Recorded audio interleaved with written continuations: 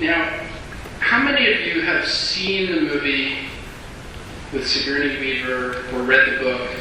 Raise your hand now. Gorillas in the Mist. Fantastic. It's a story of Dr. Dan Fossey. It's a story of Africa. It's a story of the gorillas. Tonight's main guest, Ian Redmond, worked closely with Dr. Dan Fossey. Ian was a research assistant of Dan's, and if you recall from the film, there was a character called the Worm Boy. Well, Ian was the Worm Boy. As preparation for the movie, Ian taught Sigourney how to grunt like a gorilla. Ian has helped create and/or has appeared in over 50 wildlife and scientific documentaries, including with National Geographic, Discovery, and the BBC. His books have been translated into many different languages, and he's considered one of the world's foremost experts in elephant and great ape conservation. Now, if you're looking for Ian, you probably wouldn't go to some high-rise corporate building in some downtown area. I don't think so. I think you'd probably look for Ian in some remote spot on the earth. I'm going to ask each of you to close your eyes and try to imagine where you can find Ian Redmond. You can almost picture in Asia, maybe Africa.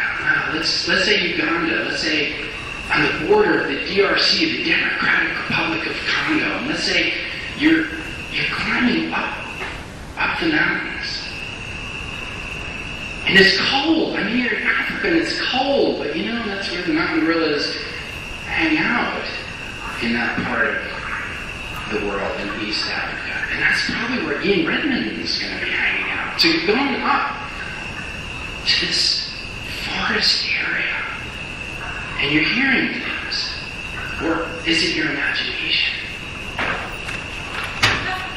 What did you see? What were you thinking? Was it, wait a minute, I mean, maybe you're sleep deprived. Maybe you're on anti-malaria prophylaxis. And you think you see something again. What could it be? Ladies and gentlemen, it gives us great pleasure to introduce to you the chair of the Ape Alliance and the United Nations point person for keeping great apes off the extinction list. Please give a warm welcome to Ian Redmond.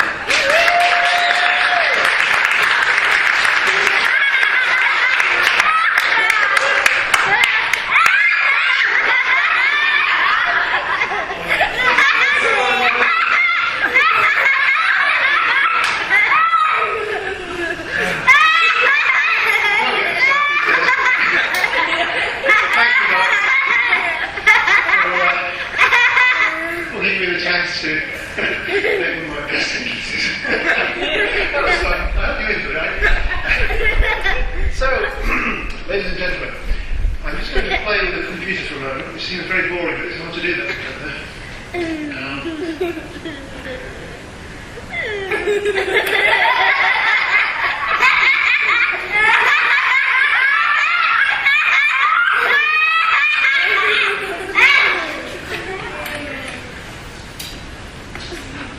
It's not really so I can get my breath back as well.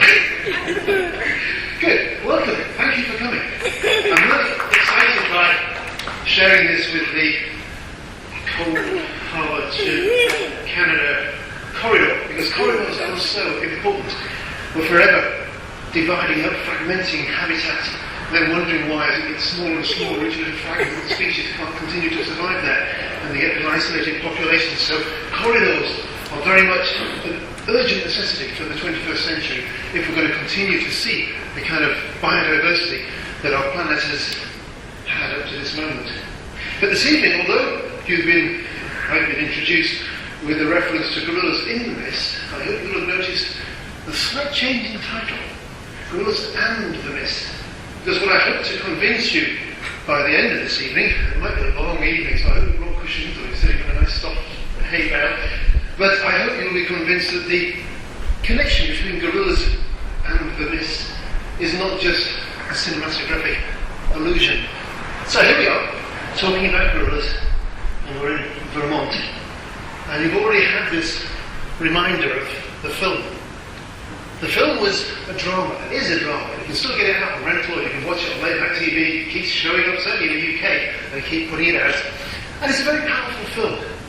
When I first saw it, it was in a little review theatre with a bunch of journalists who were going to write a review. And I was quite moved by it because it's telling part of my story. It's Diane's story, it's a gorilla story, but because my life is woven in there. But I couldn't help but think they've got lots of things wrong, that, you know, they haven't done it properly, of course, because I didn't have any editorial control. But then the second time I saw it in the Royal Premiere in the Odeon Leicester Square, a big theatre in London.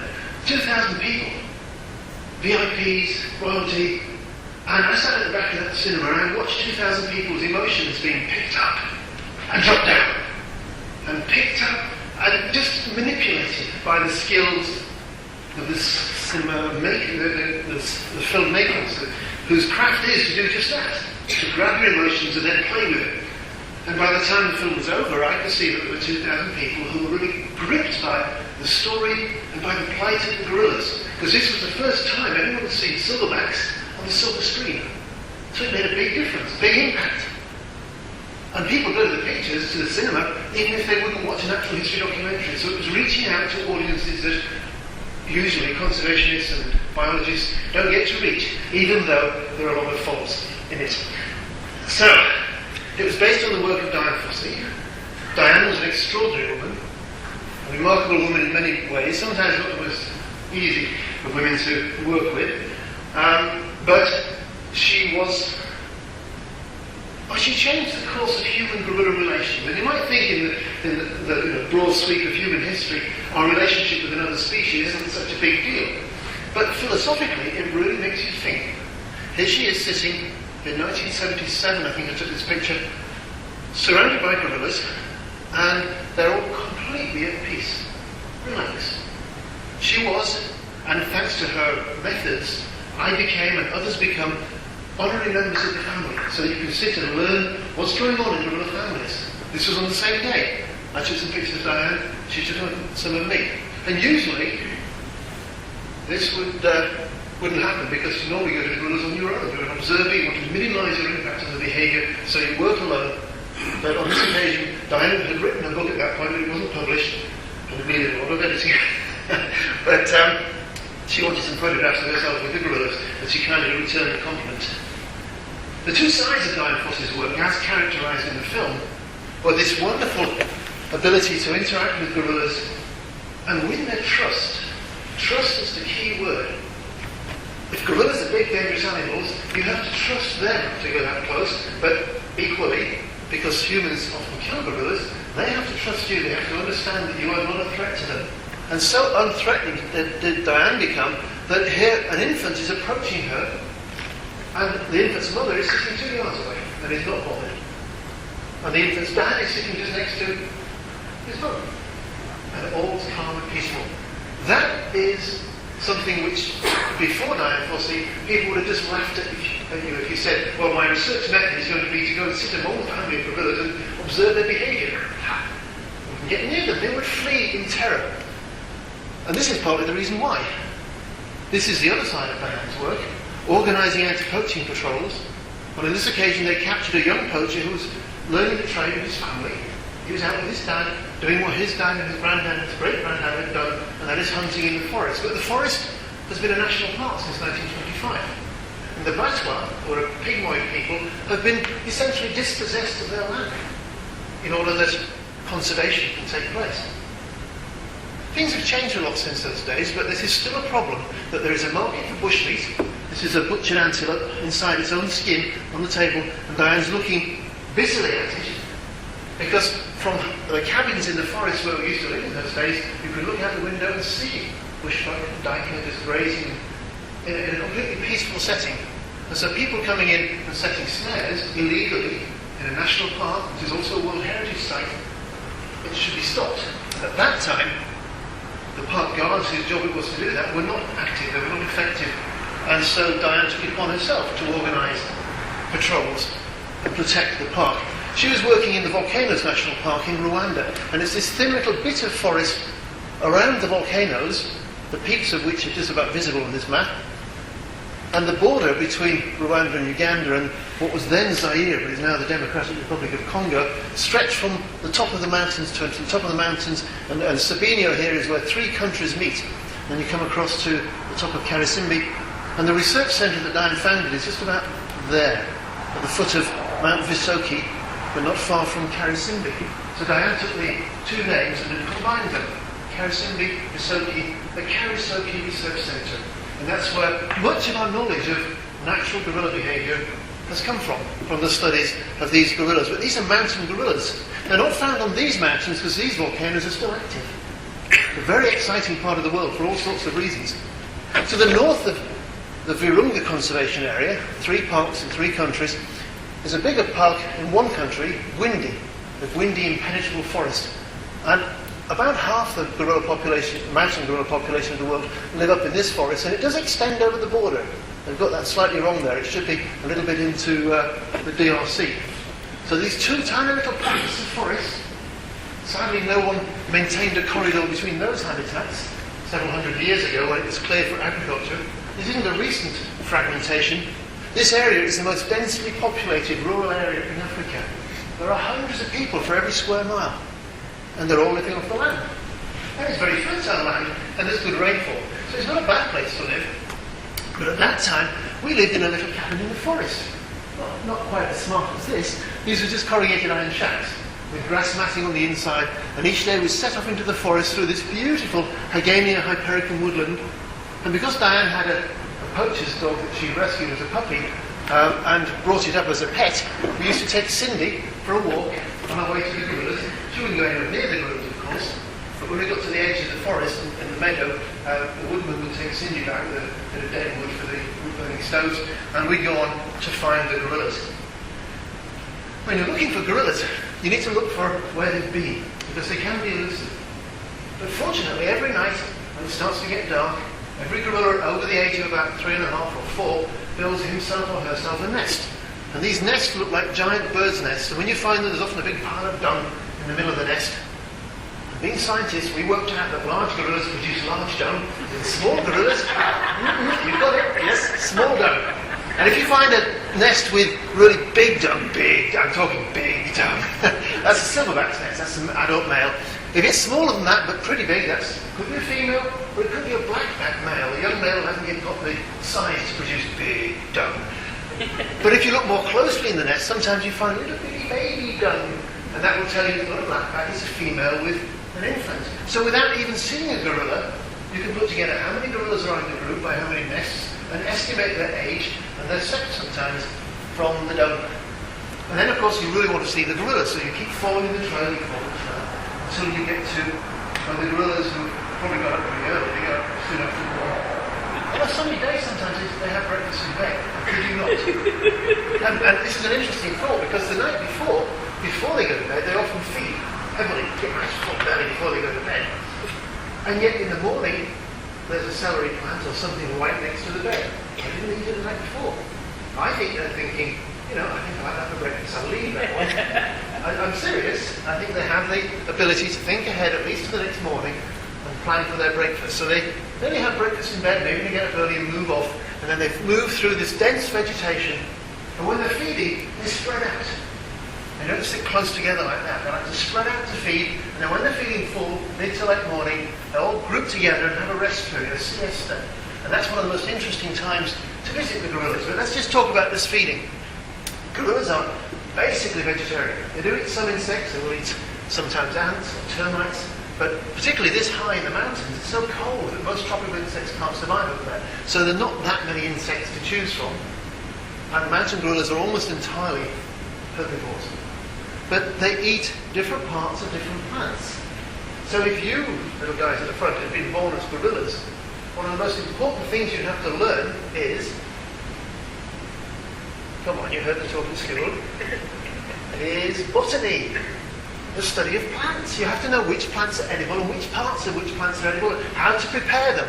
This is Titus. He was always one of my favourite gorillas because he was actually the first gorilla I saw. When I first contacted the gorillas, it wasn't Diane that took me out to them, it was the research assistant that I was replacing. It was a traveller called Tim who was hitchhiking across Africa and got a lift with Diane and agreed to help out. And 6 months later he was still there, but he wanted to go on. So he took me out to meet the gorillas, and we crawled under a bush and emerged into this little clearing. And it was like joining a family picnic. Because the grown-ups were sitting around relaxing and the kids were climbing trees and playing. And the reason I saw Titus first was that he climbed a tree before we got under the thicket. So there was a big wall of vegetation, no sign of any gorillas there. A little gorilla climbed up the tree, quickly followed by his younger brother, Quayle, who was chasing him up the tree. And that's why Titus was very memorable to me. This is some years later when he put on a bit of weight and got some muscles and was a silverback. And he's eating thistles rolled up into a wadge, and he can bite through like a very thick lettuce sandwich without any bread. So here's a female picking a nice bunch of flowers. These are sage flowers, tireless. Sage is a very nutritious plant. You can eat the base of the leaves. People eat those, and evidently you can eat the flowers as well. Now, for a baby gorilla sitting in a mother's lap, life is rather like sitting under the waste disposal chute of a vegetarian kitchen, because you're constantly being showered by bits of plant. And baby gorillas, like baby humans, pick stuff up and put it in their mouths. So gradually the young gorilla will learn the taste of the food plants. And sitting under mum, watching her prepare them, the methods of preparation, which are sometimes quite complex, involving several things, several stages, will be observed and then emulated, and gradually, and that becomes like a cultural transmission of information and method. And being a biologist, of course, I have to talk about dung more than once. This is a lovely bolus of gorilla dung. Look at that. It's full of Hygean seeds. Hygean seeds are the size of a marble, a glass marble, and they are the fruit of a tree which is quite common in Africa, often used by people. So it's a very useful tree, and its seeds are dispersed by gorillas. We'll come back to seed dispersal later. We'll notice a blackberry there too. Gorillas love blackberries, and the blackberries that grow in the mountains in Rwanda are very similar to those that grow in Europe, and yes, probably grow around here. It's rubus, and they are a seed dispersal agent for rubus. And you can see from that not very blackberry peeping out there, they don't always wait for them to go back. They just like them so much they eat them even when they're green. What I want you to think about for a moment, though, is the effect that this feeding behaviour has on the vegetation, on the plants. It's a two-way process. For the dispersal of seeds, the plants get the benefit of having their seeds spread around the forest. But for other plants like that, that was a nice growing shoot, and suddenly it's snipped off by the gorilla. Well, you may remember, if you did biology at school, apical dominance. You know, the bud at the end of the branch sends down a chemical that suppresses the lateral growth. But if you clip the bud off or prune it, then you get a bush. Gorillas spend their time pruning and dispersing seeds. And that's why I like the phrase, gardeners of the forest. Now, you get to know individual gorillas because you look at their faces, and each face is different. And this was a particularly famous gorilla. This was Digit. So if you saw the film, you remember Digit was given the lead role in the film. He was called Digit not because he had webbed fingers. They wanted that in the film because at the end they wanted the baby to be recognisable as son of Digit, so they wanted an inherited trait. But in fact, Digit was called Digit because one of his fingers stuck out at a funny angle, probably because he caught it in an antelope stay when he was a little kid. And this is Digit examining my staff. It's made out of Hypericum, the St. John's wood, tree form that grows here, and it makes very good walking sticks, but it also, the bark apparently tastes nice to gorillas. And I think Digit was wondering why the human is carrying his dinner around with him and not eating it. I don't know what he was thinking. But you can see Digit's finger. Sadly, this is a sad bit, many little people watching, Digit was killed by poachers. And this is Nemea, and I'm trying to deal with a hacked and seriously mutilated body. And it's a body not just of an animal, but of someone who used to come and sit next to me. Choose to sit next to me because he liked my company. And I certainly liked his company, and I would take notes and look at my notebook sometimes. I don't know what he thought I was doing. But when you have that sort of a close friendship, even though you're different species, if you're comfortable in each other's company and you spend time together, it's very shocking when something terrible happens to that other individual. And it doesn't matter whether it's another human or another species. Up until that point, when Diane had found gorilla remains in the forest, she packaged up the skeletons and sent them to the Smithsonian Institution for a scientific study. But Digit was buried because he was killed by poaching. He was mutilated, the skull was gone, the hands were gone. And they were gone because a trader in town had told the poachers who were out setting antelope snares that he would give them $20 for the gorilla skull and hands. He knew he could find a buyer for them. So Digit was killed for a paltry sum of money. But for the poachers, I guess it was quite a lot of money. Certainly in 1977, Digit was killed on the last day of 1977. I was out a couple of days later cutting the snares that the poachers had set in the mail, and we came across Digit's body. That was a turning point in the story of Karasoke, and actually it was a milestone, a very tragic one, but a milestone in gorilla-human relations in the future of gorillas, because Diane and I sat all night that night talking about what to do about this. And I was all for making Digit a sort of a martyr. Don't let his death go in vain. This appeal to people. Because Digit appeared on posters in Rwanda saying, come to meet him in Rwanda. And the fact that it was Digit that was killed. Some people read more into that. They thought he was killed because he was Diane's friend. But that wasn't what the evidence of the trial suggested. They were setting snares, they had an order for a gorilla skull, they came across the gorillas, and Uncle Bert, the leader of the family, took the rest of the family away, and Digit as a young male, it's always the case, expendable young males, they're the ones who are sent out to deal with the enemy. Digit fought the poachers, he killed one of their dogs. The poachers used dogs to stop the animals they're trying to hunt from running away. And there was a battle.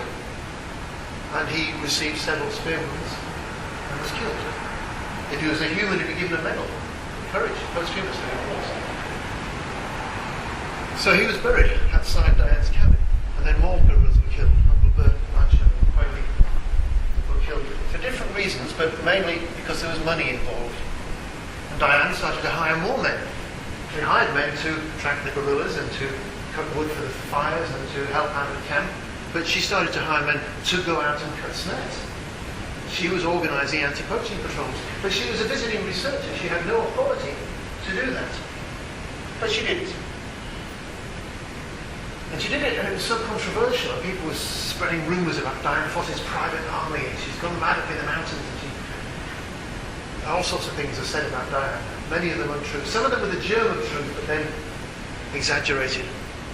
This is Diana who hates Africans. By the way, that's one of the things that's said about her.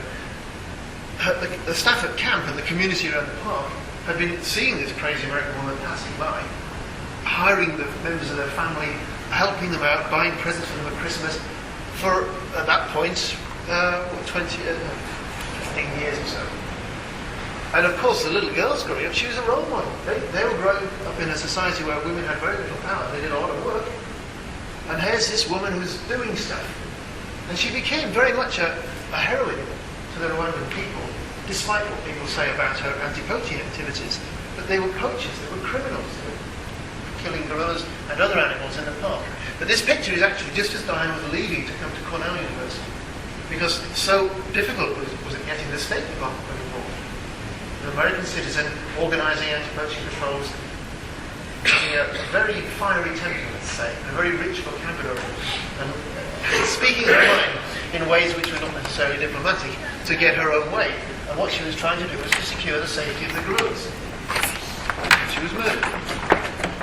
She was murdered because someone objected to her activities. We don't know who. The murder is still unsolved. But she was buried next to the gorillas. And now there's a very nice marker stone that commemorates her and her role in gorilla conservation. She was an inspirational woman. Some people were inspired by what she did and wanted to emulate her. Some people thought she was doing it all wrong and were inspired to do something different and better. But one way or another, she inspired people. And when the film came out, every magazine and newspaper was full of Sigourney Weaver and gorillas, and Gorillas in the Mist, which when she wrote the book, the publishers didn't like the title. They wanted some other, 15 years on the gorillas. That's what the French thing was called. 13 years of the mountain gorillas or something. But Gorillas in the Mist became one of those iconic phrases that you hear all the time. And I had the extraordinary good fortune to be part of that team at that time. Good fortune in the sense that I developed friendships with gorillas, not as a deliberate ploy. We weren't trying to make friends in the sense of close contact like that, but I was called a worm bug because I was studying parasites, but I also studied lice. And lice are really interesting. We haven't got time this evening to go into a long lecture about lice, unless you really want me to later. But when Pablo, who I first met as a little 2.5-year-old, had grown up into a silverback and I hadn't seen him for years, he came and sat next to me. And I thought this is the first chance I've got to groom a silverback. Usually silverbacks aren't sitting around for a human to groom them. So I started to look for the lice on the eggs on his fur, and he reached around and his hand was on my knee. And that's against the rules, so I picked up his hand. And just for a moment it looks like we're arm wrestling. I promise you we're not. Obviously, we're quick, hands down. But you notice how my hand is around his thumb, whereas his hand comes halfway down my arm. They have big hands. Maybe that's why it's so fascinating to people who are buying gorilla hands as gruesome souvenirs, because they're so human-like and yet so impressively big. So, friendships with non-human primates. It changes how you think about non-human primates when you have that extraordinary experience of developing a mutual relationship based on trust that lasts for years. So, the great apes. In Africa, they're found all the way from Guinea-Bissau and Guinea and Senegal over here, right the way to Uganda and Rwanda in the east. The yellow areas, the bits circled by yellow, are very approximately where chimpanzees are found. Talking about fragmentation, notice the forests of West Africa. That used to be a belt of forests, and now it's little patches. And the red bits are where gorillas are found. We now consider there to be two species of gorilla, the western and the eastern. And this big bit in the middle there's no gorillas, is bounded by the Congo River. And to the south of that river, the pink bit is where bonobos live. Closely related to chimpanzees, but different. And to the north of the river, and east and west, is where chimpanzees live. So you've got 4 species of African ape. 2 kinds of gorilla and 2 kinds of chimpanzee. Chimp and the bonobo.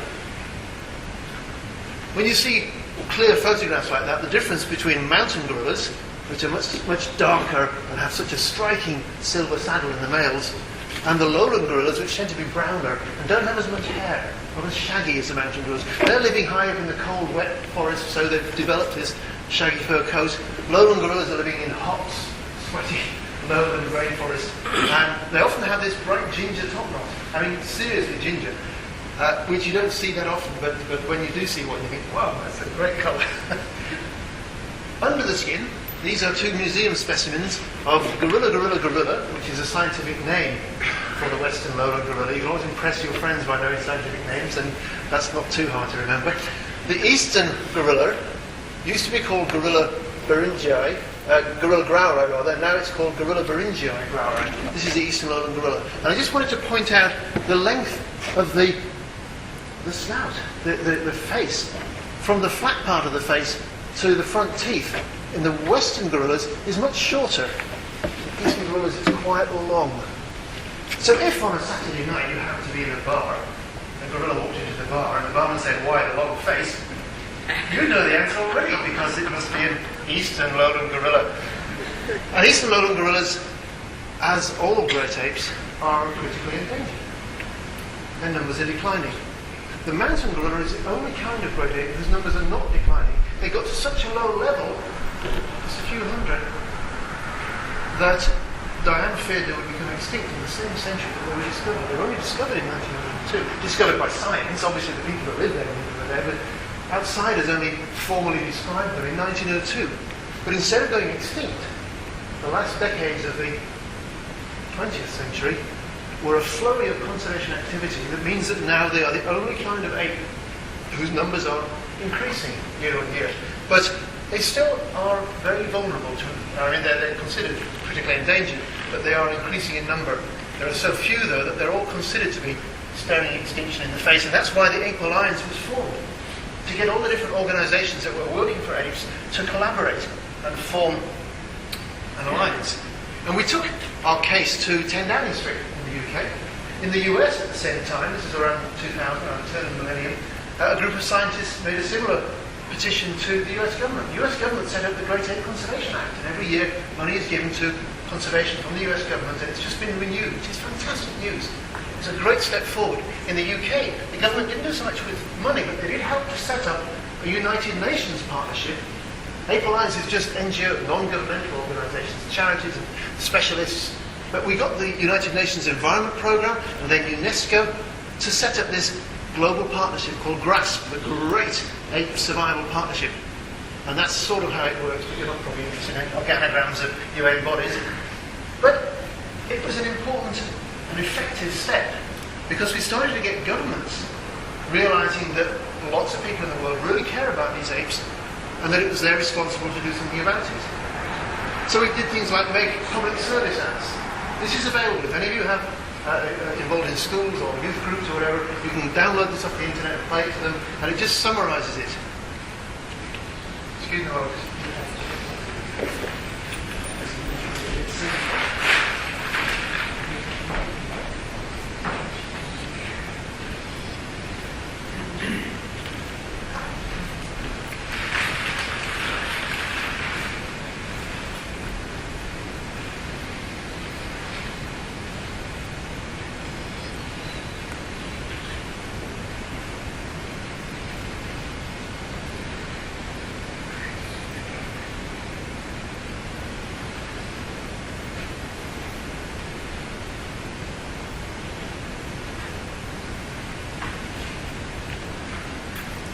obviously, you're asking people to do something. People want to know, well, what can they do?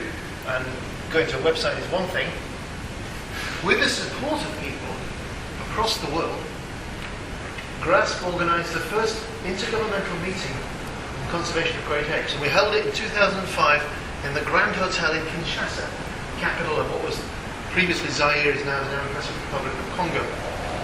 And ministers came along and an agreement was negotiated called the Kinshasa Declaration. Now, it's not a treaty, it's not a legally binding commitment, but it's a declaration of good intent. And the plans that were developed there are still on the table. We're still trying to implement them. After that, specifically on gorillas, we got a further step, because gorillas were listed under the Convention on Migratory Species. Now, biologists, when they think migratory, they don't think gorilla. They think albatrosses or whales or waders, birds or things that travel great distances, or wildebeest crossing the Serengeti on a regular pattern. But under the terms of this convention, if an animal, the species, regularly crosses an international boundary, seasonally or predictably, then it is migratory. And it's important that they're listed on this because if the two countries are signatories, or the three countries are signatories, then they have a framework to cooperate. It's no good having a species that's perfectly protected at one end of its range and then being blasted like shotguns at the other end of its range. You need some coordination between the protection. So under the CMS, there are lots of daughter agreements, treaties that deal with certain species, and there is a gorilla agreement. And this was agreed in 2007. So far we've got 6 of the 10 countries that have gorillas to sign it, and we know the others are going through the slow process of doing that. So we're expecting to get 10 out of 10. And in 2009, to publicise this treaty, the UN declared 2009 to be the year of the gorilla. To my great surprise, I was flattered to be asked to be the ambassador for the year of the gorilla. So if you go to this, you'll find stuff that I was doing, a blog I wrote during that year. And if you go to YOG Ambassador on YouTube, you'll find lots of little videos that I shot. Because one of the things I did that year was to try and get to all 10 of the countries. I'd been to some of them, I'd lived in some of them, but I hadn't been to all of them. I didn't succeed. I set myself the target of 10 countries, 5 weeks. And I wanted to do 100 interviews, roughly 10 in each country, of people on the side of the road, on the buses, scientists, ministers, asking them what they thought about gorillas and gorilla conservation. It was a great trip. If you go to the Young Ambassador website, you can see a little film we made. I tried wherever possible to use public transport, because I wanted to get across to the rest of the world that Africa is not that remote anymore. You can go on the bus. And when there isn't a bus, you can get a motorcycle taxi. And they'll take you and you pay them and it's fine. So this is travelling through Eastern DRC, passing other two-wheeled vehicles. These are homemade wooden scooters. And you wouldn't believe the amount of cargo, and serious cargo, that is pushed along the side of the road by kids pushing these scooters. And it looks fine when it's on the level, and it's hard work going up. But they ride them going downhill, like breakneck speeds, and they use this bit of wood on the back as a brake. And you can see the smoke coming off of it. Anyway, it's exciting and it's dangerous, but that's the way they get their sugarcane to market. And sometimes it's the way they get their gorilla habitat to market, or their chimp habitat to market. Because what you see here is bags of forest, all nicely converted to charcoal, so that the people in the cities who have no electricity and no gas and need to cook food can cook food. And the charcoal industry is one of the big pressures on Africa's wildlife. So successful are those who organise the charcoal industry that they are multi-millionaires. The people who make the charcoal are dirt poor, barefoot, no money, and don't do anything for a couple of dollars. So going into a national park and cutting down trees, fine. That's what it takes to get food on the table, that's what you do. The people who organise the trade and sell it in the cities are raking in millions every year. And when the conservationists, after the civil war in the DRC, quietened down a little bit, when they tried to take control of the park and say, no, this is illegal, it's got to stop, the charcoal barons hired corrupt rangers to kill some gorillas, literally a gun to the head. These are habituated gorillas who trusted humans, and the humans betrayed that trust for money. And it's all the more surprising given the amount of money that gorillas bring into this region. Since the film and since the work of the conservation organisations, gorilla tourism has become a major source of revenue for the country. Every one of these people sitting in the regulation 7 metres, you try and maintain a distance so that if someone comes in and they're unknowingly carrying a flu virus or cold virus, cold germ, they can't cough and sneeze over the gorillas. You try and protect the gorillas from human diseases by keeping a 7 metre distance. But every one of them has paid $500 US for their permit to sit for 1 hour only, one visit per day, to a group of gorillas that are habituated for tourism. That's been incredibly successful. Successful for the gorillas because in the habituated groups there are more young, and more young survive than in the unhabituated groups. Because they're comfortable with people. If someone gets caught in a snare, if one of these kiddies gets their wrist caught in a snare, instead of dying of septicemia or losing a hand, they get veterinary intervention. The Mountain Gorilla Veterinary Project can intervene. So more are surviving in the friendly gorilla groups. And for the countries, this is Uganda's example from 2007. The permits alone, from 20,000 visitors, brought in $4.7 million. It is estimated 70,000 jobs have been created because there's hotels and drivers and porters and all the things that support tourism. And they reckon 300 million a year has been brought in, and that was, as you see, 4 years ago. And it's creeping up. And one of the nice things about it is that 20% of the gorilla permit and the chimp permit revenues go into community funds, and the communities themselves decide what they want. They want a clinic or a maize mill or a new water pump. And so their lives are improving because of the gorillas.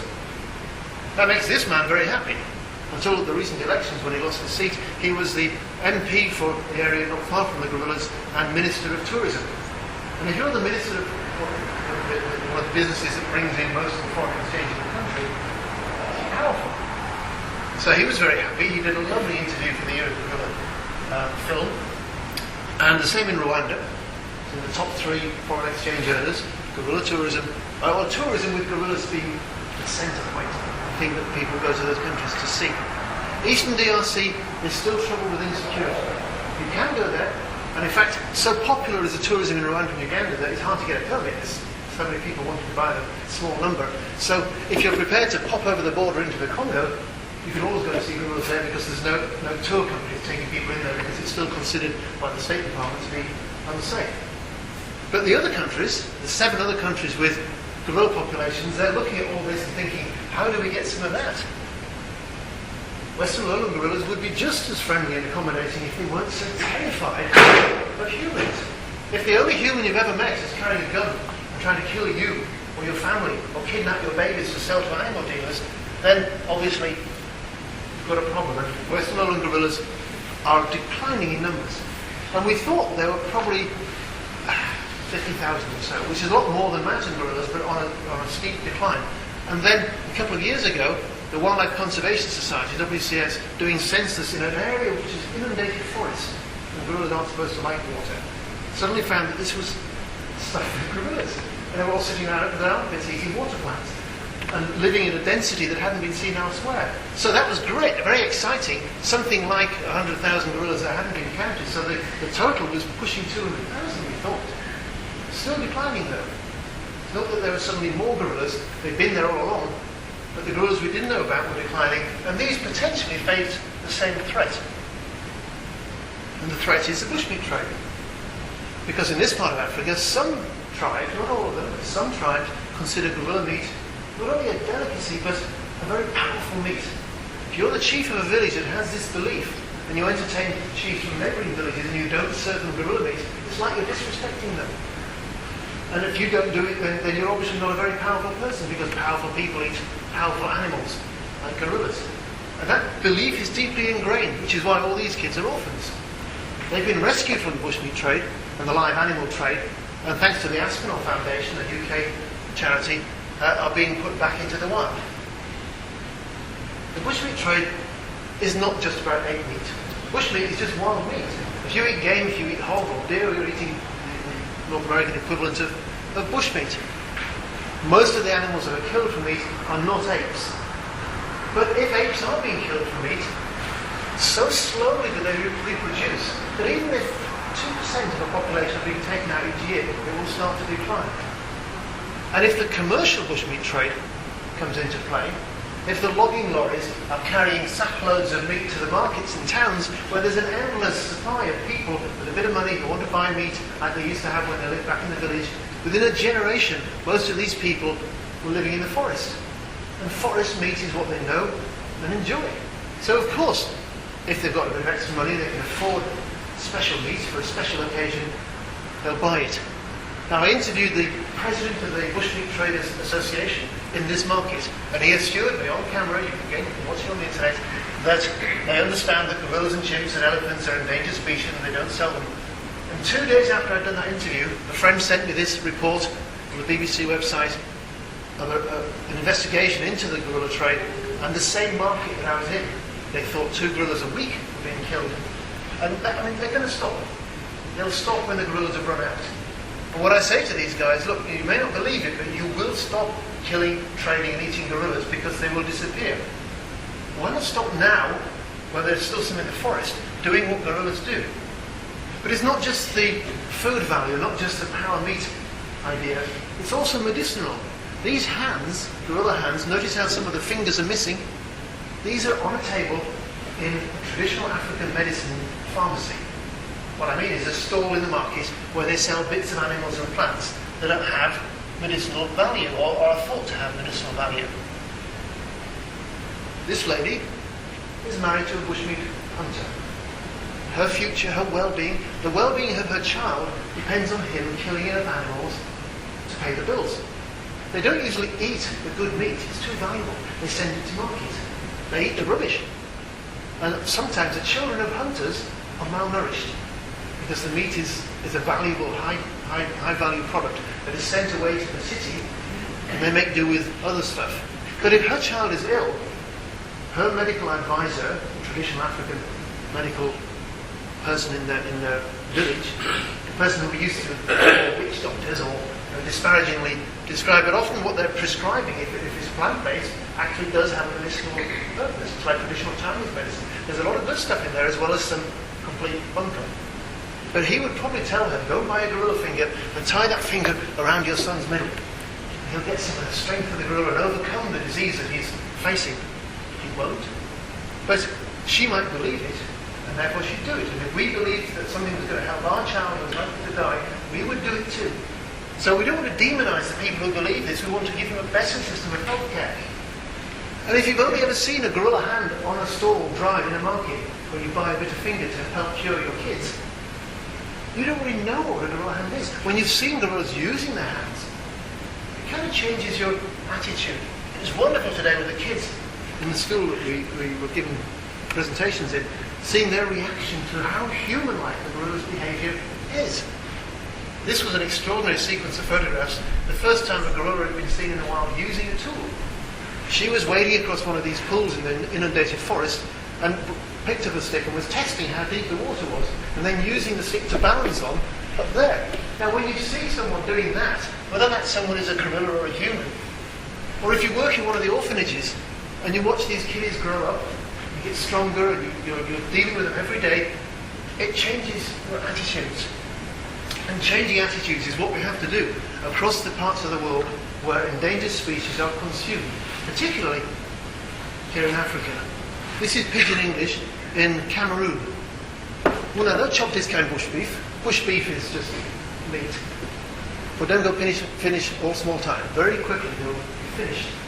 And we're looking at gorillas and chimpanzees and drills and mandrills and certain rare kinds of monkeys.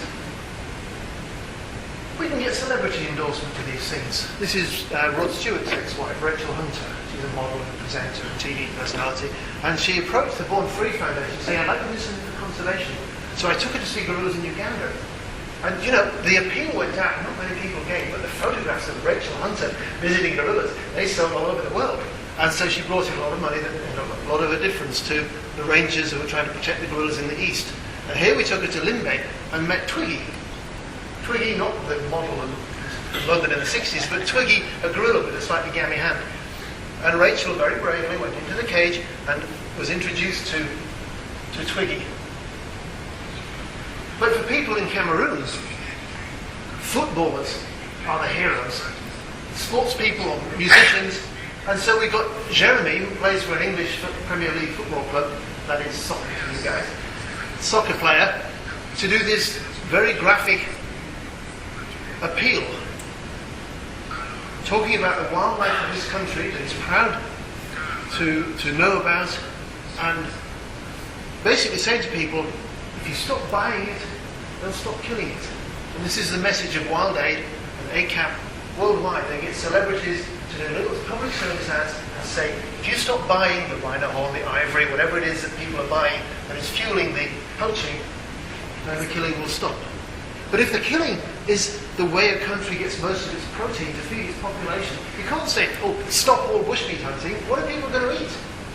And if you live beside one of these roads that bring the logs from the forest going by, and you have the good fortune to snare or shoot a duiker, small forest antelope, that seems mostly able to deal with the pressure of human hunting, it could be sustainable. And for the lorry drivers, they say, well, if they drive past an animal and don't pick it up, it's like driving past a $20 bill. And if you're driving along and you saw a $20 bill on the side of the road, you'd probably stop and pick it up. Because they know they can buy that for $10 here and sell it in town for $30 there. They're providing a service. And they're feeding people. And what's the harm in that? Well, the harm in that is that it's unsustainable. So again, the people who are dependent on it now cannot have a future dependency on it because there won't be the animals there. When GRASP was first set up, we commissioned a report that looked at the way that roads and towns and villages have been developing over previous decades, and then get a computer model to project it forward to see what Africa would look like in the future. And the summary was, well, for ape habitats in Africa, by 2030, perhaps only 10% of great ape habitat would be unaffected by human activities. And in Southeast Asia, they thought only 1%. And then 5 years later, they looked at the data in Southeast Asia and said, no, we're going to reach that level by 2020. It underestimated. So orangutans are in serious trouble. And this is what Africa is likely to look like if we just carry on the way we're going. Building roads and cities and railways. By 2050, there'll be humans everywhere. But when you show that to people who live in a forest, they're really quite disturbed by it. When you talk to old hunters who used to walk out the back door and within half an hour they'd be hunting, and now they have to go for 3 days to find a bit of forest with enough animals to be worth hunting, they can see what's happening. So we don't want to demonise the people who are doing this. We want to find better solutions for their needs. And that's why conservation is so tied up with development. If you've got a chainsaw, if you've got the ability to use a chainsaw, you've got a job. This timber is mostly not being used locally. It's going to Europe, to China, to North America, wherever there are people buying furniture. So we have to be careful what we buy. If we're not making sure that we're buying certified timber or paper or window frames, then we're basically paying people to do things that involve killing apes. Now from West Africa, where those last pictures were taken, we're moving back to eastern DRC. This is Chimanuka. Chimanuka is a silverback eastern lowland gorilla, and it's feeding on a vine where, when you peel it, you actually throw away the middle and eat the peel. Other vines, you eat the middle and throw away the peel. So it's, I'm sorry, I'm breaking up. But why it does that? Anyway, he's feeding in a forest, and you maybe saw this picture earlier when we were cycling through, because this is one of those images which always gets the wrong caption. Give that to any caption writer, and he's going to be talking about gorillas charging and screaming. He was yawning. Just like, but when he yawns, he shows off his teeth. And you'd think someone that big, with such big teeth, would be safe. And he is at the moment safe, but his dad was shot for bushmeat. His uncle was shot for bushmeat. Several members of his family have been shot for bushmeat. And I'm afraid we are all of us, directly implicated in that, because I suspect most of you have one of these in your pocket. Or you've got a laptop. This is a mobile phone, so you're familiar with them, and laptops, and games consoles. They all use capacitors which have tantalum in them. Tantalum is a heavy metal. It's not found many places on Earth. One of the places is in eastern DRC. And the boom in microcircuitry for the kind of things that we take for granted suddenly led the grit in the ground in this area to be worth money, serious money. So what happened? Of course, people started digging up the raw material, the content. And bad guys with guns, militias, started to control areas of the forest, keep out anybody else, force people in there to work, feed them on bushmeat. And so what you're seeing there is elephant skulls and gorilla skulls, and the men who try and protect them, who put their life on the line every day going out into the forest, often with a very basic of equipment. Organisations like the Born Free Foundation, Born Free USA, help to fund some of the vehicles that they use. And they go out, and it's basically fighting a war against armed people who are in it for the money and are not really interested in conservation or the future. And they use kids. These are actually kids in a legal mine outside the national park. And they said they were on summer holidays and just earning a bit of pocket money. And it felt like a community mine. There were women doing stuff and kids doing stuff, and it was a lovely atmosphere. But I know that a little further west, there are mines where there's forced labour, and anyone capable of working is made to work and paid virtually nothing. Which is why last year, UNEP and Interpol, the International Police Organisation, launched this report, The Last Stand of the Gorilla. But the subtitle shows that it's not just about an endangered species.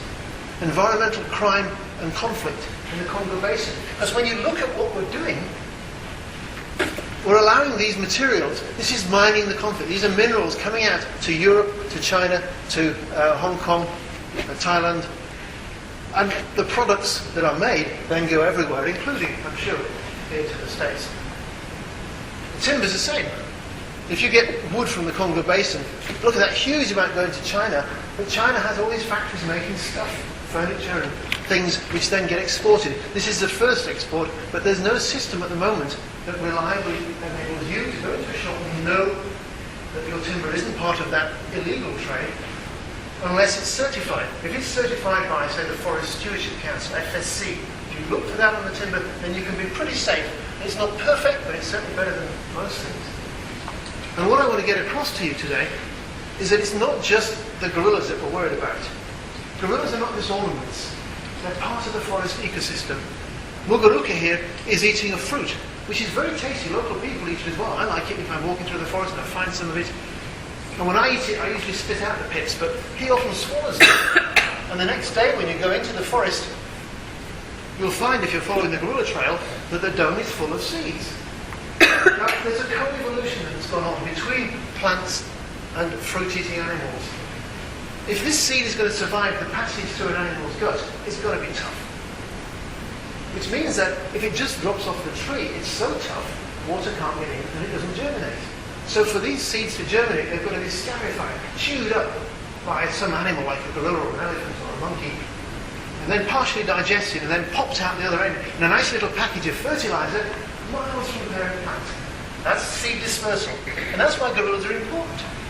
And that's why, while I was ambassador for the Year of the Gorilla, the press picked up on this. Wildlife expert claims gorilla dung is critical to containing climate change. And in a sense it is. Gorillas are responsible for the mist, in one sense, because the trees that grow in the tropics depend on animals to disperse their seeds. If you don't have the animals, the next generation of trees will be fewer and fewer species surviving. And the forests which create the conditions for rain globally, we'll come to that in a minute, wouldn't be the same. So what I want you to just think about for a moment, sorry to get into this heavy stuff at this late at night, 3 levels of conservation. You talk to someone in the street, do you like animals? Yes, I love animals, and if I see an animal suffering, I want to help it. And that's what sanctuaries and reintroduction projects are about. There's an individual animal who is suffering, and you want to try and stop that suffering and give them a better life. Wonderful. All for that. But some people say, well, that's a welfare issue. That's nothing to do with conservation. Conservation is about protecting species and making sure there's enough habitat so that a certain minimum population of that species still survives. And maybe that will stop them from going extinct. But I want you to think about the bigger picture, because species have a function. And if you were at the manager of a huge estate, and you've got 1,000 people working as gardeners in your estate, and suddenly you had to cut the workforce to 100, the estate would go to rack and ruin. And it's like that with apes and elephants and other big animals that play such an important role in the forest. They might not go extinct if they're reduced to little pockets of forest, but they're not doing the job they evolved to do. And what we're increasingly realizing is that that job affects us all, whether we live in North America or Europe or Africa. And that's why at the moment the United Nations is trying to hammer out this concept of REDD, R-E-D-D, plus. REDD plus. REDD is reducing emissions from deforestation and degradation, because part of the climate change that we're seeing going on all around us is down to deforestation. Because when you chop a forest down, the carbon that's stored in the wood degrades, decomposes and goes into the atmosphere, or it gets burnt. And suddenly, instead of absorbing and storing carbon, forests become a source of carbon, on top of the other fossil fuel carbon emissions that we're generating. So there is a question: if you can pay people to keep their forests standing, could you reduce the greenhouse gas emissions from deforestation? And they're still arguing over how it's going to work. And mostly they're thinking about carbon. But carbon storage and sequestration is only one part of what forests do.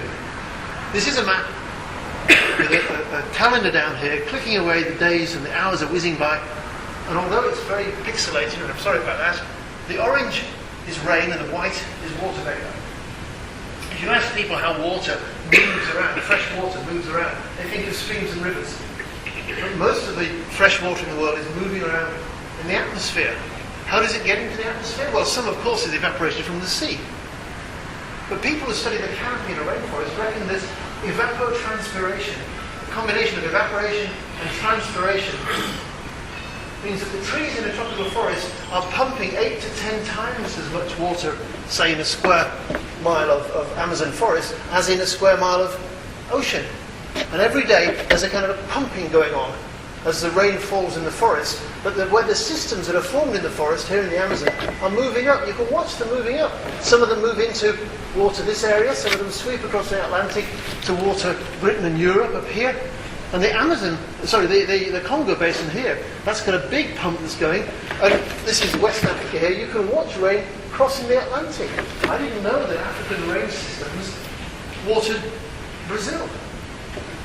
I didn't really know that Brazilian rain systems, some of them are coming south here and sweeping off back and watering Africa. Look, there's a big storm just across southern Africa and coming across to water Australia and New Zealand. Now, interestingly, and if you look at where California gets its water from, it's from Southeast Asia. It's all coming up from this mass and then sweeping across.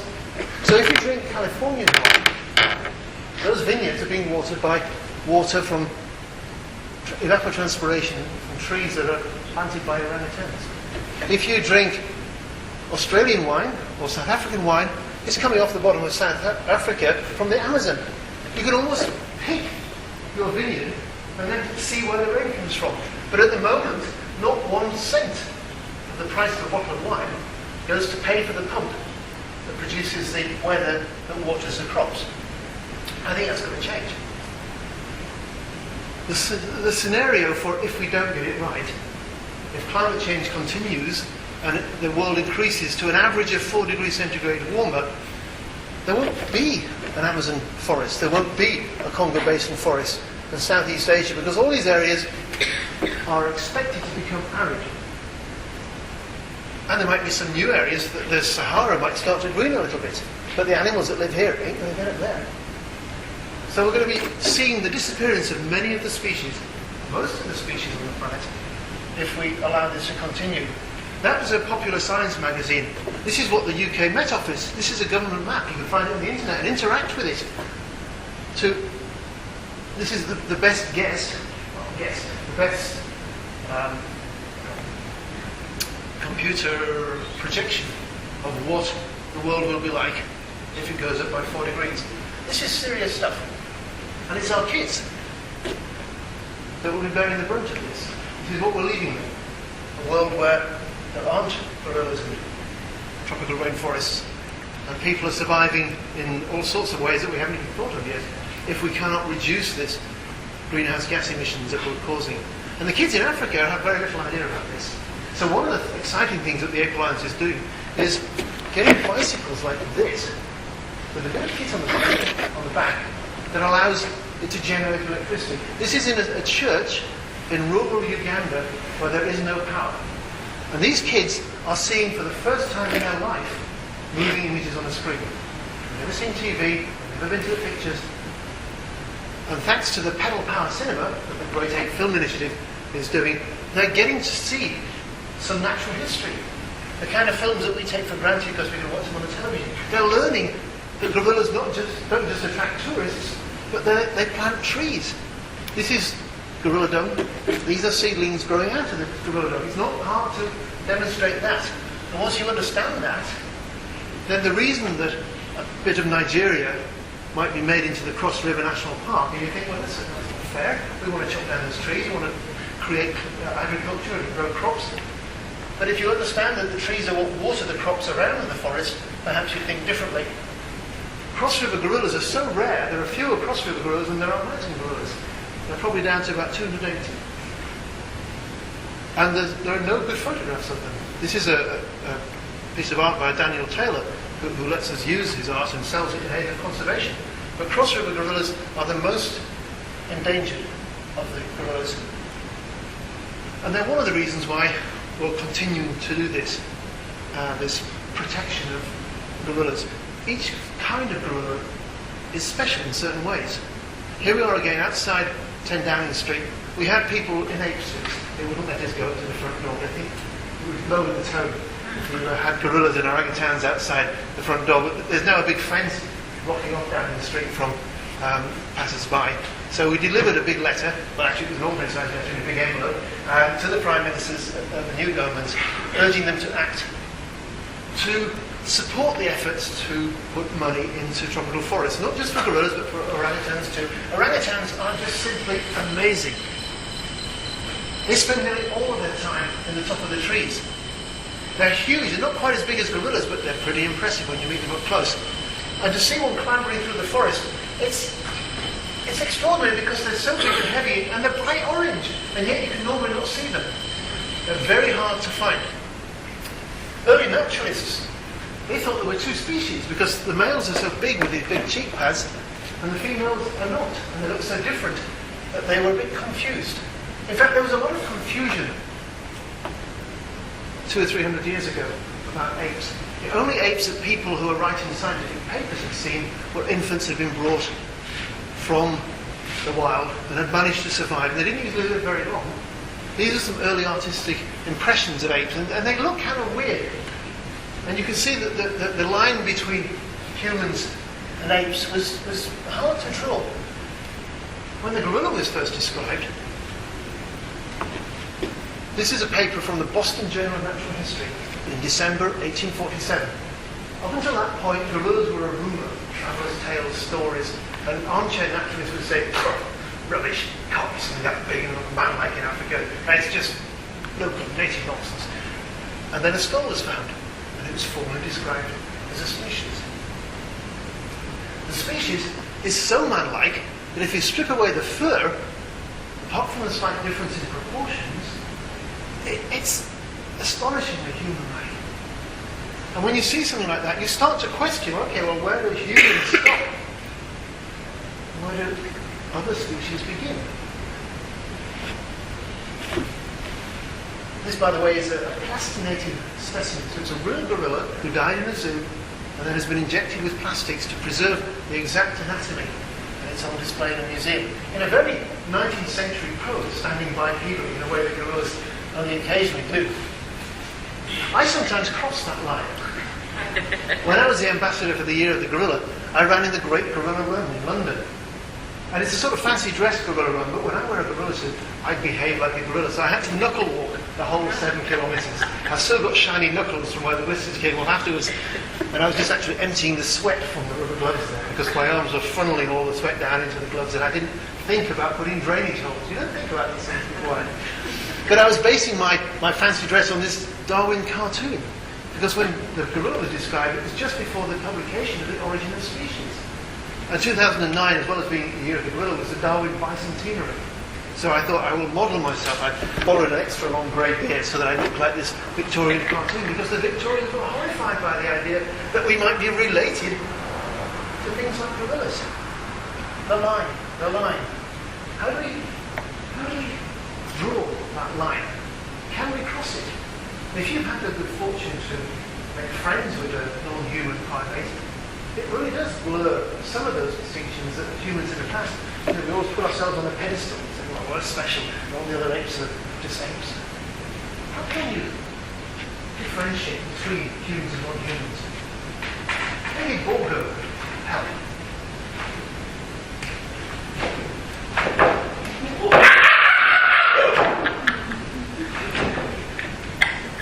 Borgo, would you like to say something?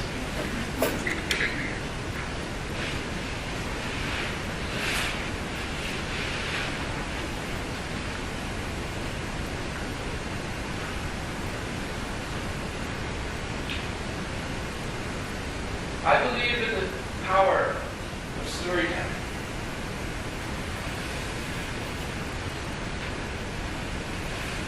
Once upon a time, it was said that there is a thick line that separates humans from all other creatures. It was said that the line is dark, thick, menacing. It was said that non-human creatures are mere beasts, without abstraction capabilities, without a sense of self, without a sense of death and beyond, without a sense of altruism or community. But some humans, such as Jane Goodall, Diane Fossey, and Ian Redmond, who have spent considerable time observing and interacting with creatures, such as the great apes, have stories to tell. And if you listen closely to them, you may come to understand that, in fact, the line is flexible, porous, translucent in some places, transparent in others. My name is Borgo. Last year I was kicked out of the National Zoo in Washington, D.C. And as I tried to explain to the human police officer, I mean no harm. Please, forgive the trespass. I'm here because my people, the non-human great apes, are heading toward extinction. Stories are important. The stories humans accept. The stories, my dear distant cousins, that you accept will determine the fate of my people.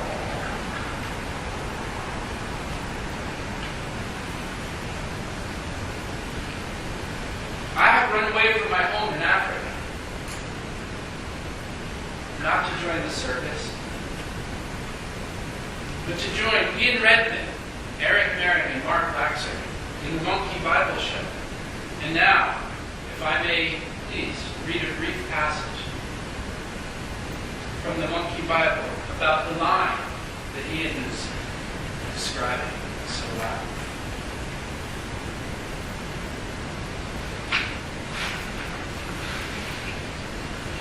Lessen the line, and fear lessens too.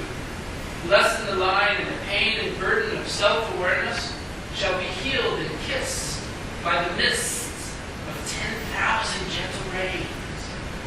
Lessen the line, and life shall rise like blue black butterflies above green mountain cathedrals. Lessen the line, and life shall live on.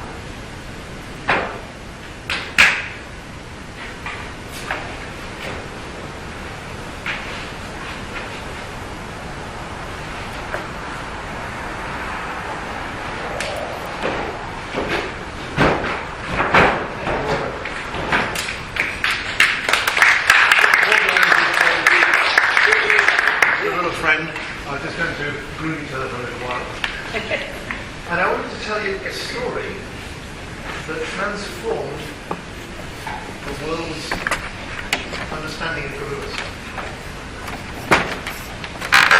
The paper which described the gorilla of science was based on a skull. And the skull was carried by a missionary on his way back from Africa who had called off at a trading post at the mouth of the Gaboon River in what is now Gabon. And he carried this skull all the way back to Boston. It was described as a new species. The teenage son of the trader eventually came to live in America. He became a naturalized American. He's called Paul Bushmeat. And Paul Bushmeat went back when he was an adult to the area. He knew the local languages and knew the local people. And he became the first white man to see wild living gorillas. And they didn't get for long because he was collecting specimens. He described in a very vivid passage in his book how creeping through the forest was silent. The woods were at once split by the tremendous barking roar of the gorilla. And he could see from the faces of the men that they thought they were engaged in a very serious undertaking. Gorillas, very dangerous if you were hunting them, and you may not survive. So they went through the forest. They could hear the sounds of the gorillas ahead. They're in that situation. And if the gorillas are not habituated, they fear humans. As soon as they become aware of you, they will probably just slip away. And go. But if you're so close that they feel threatened, they can't run away. It's that fight or flight situation. Is what they will say very loudly. And without a microphone, they can produce much more power because they've got a huge cavernous chest. And Bushmeat describes these roars, and the gorilla standing up and beating his chest and glaring at them with deep grey eyes. And he says it reminded him of some sort of hellish dream creature, half man, half beast, as depicted by artists in the infernal regions. And this vivid imagery that he conjured up, some people were sceptical, they scoffed. Nonsense. And it is rumoured that his publisher sent the manuscript back twice, saying make it more exciting. So maybe there was a little bit of commercial desire to make a really exciting story. But the story he told, we now know, is based on fact. If you go and attack gorillas and they can't run away, they will shout at you, they will roar at you, they will charge at you, they won't even touch you. They'll charge you within a yard or two. And the screaming charge of an adult male gorilla, 3 times my weight, but about the same height, huge mouth, you saw the teeth, imagine that hurtling towards you going, Wah! And they're hitting the bush in front of you. Not many men are going to watch that if they've got a gun in their hand and not shoot. And so almost every human gorilla contact was mutual aggression, mutual assured destruction. Somebody has to die. And usually it's the gorilla. Sometimes, if the gun doesn't fire, the gorilla will knock it out of the hunter's hands and the hunter will die. People know that if they go hunting gorillas. So Bushmeat's passage, you can find it in a book called Adventures and Explorations in Equatorial Africa. I'm sure it'll be in your local library. And it's a great book For a 19th century naturalist, he had a good eye, he knew the people, he was fascinated by their culture. He scoffed at a lot of the myths that his own very writing generated. He pointed out that they eat berries and leaves and not people. But that imagery is what stuck. Now, a writer of children's stories, did any of you at school read Coral Island or The Gorilla Hunters or books by Ballantyne? Ballantyne lifted almost word for word the same passage from Duchaillu in his book The Gorilla Hunters, which was a staple schoolboy reading book for generations. Right up until I was a kid, I have a copy from when I was a kid. And that was the image. Gorillas were dangerous, deadly. And in the early part of the last century, the young boy used to go and stay at his uncle's house. He was called Marion C. Cooper. And his uncle had two books on the shelf. One was Duchaillu, and one was Robinson Crusoe. So the idea of charging, screaming gorillas and desert islands kind of got conflated in his mind. And when he grew up and became a scriptwriter, what was the script he wrote? Remote Island, Big Gorilla, King Kong. So Duchaillu was almost responsible for the whole King Kong thing. And King Kong and all the movies that followed, where the gorilla was either a comedy turn or the deadly foe, is what pictured people. And that's why when you see a gorilla like this, I see it a gentle-faced, curious, but a 19th century person having read all this would think, oh, it's grotesque, it's evil, and it's about to show its teeth and tear me limb from limb. And that's why Diana's book, Gorillas and the Myths, where she describes winning the trust of gorillas and then reaching out a hand of friendship, touching her, was so powerful. Storytelling. I think Borgo is right. You tell a good story and you create images in people's minds that they will remember for the rest of their life. So I'm hoping that some of my storytelling this evening will not only convince you that gorillas, unless you're trying to kill them, are actually okay. They're pretty calm, friendly creatures. But that their role in their forest is not just to be a tourist attraction. They don't live in a forest like there's a forest and then some gorillas going to live in it. They're part of the forest. And given that we all benefit from those forests, it makes sense to me to ensure that some of this money that's supposed to be on the table to protect tropical forests doesn't just protect the trees, but protects the gardeners of the forest. So that's kind of the thrust of my work at the moment, trying to convince the policymakers that these guys matter. And if you want to get involved in that, the Chimpanzee Blocks charity has projects in Africa. 4apes.com links you to 80 different organisations that are working in Africa, and your own government is putting money into ape conservation. And if you have a congressman or woman, write to them saying how much you appreciate that. Why don't they up it a little bit? Because we need these guys to carry on gardening so that we get the benefit of those forests. Now, I don't know what time it is. I tend to walk on for hours and then somebody tells me to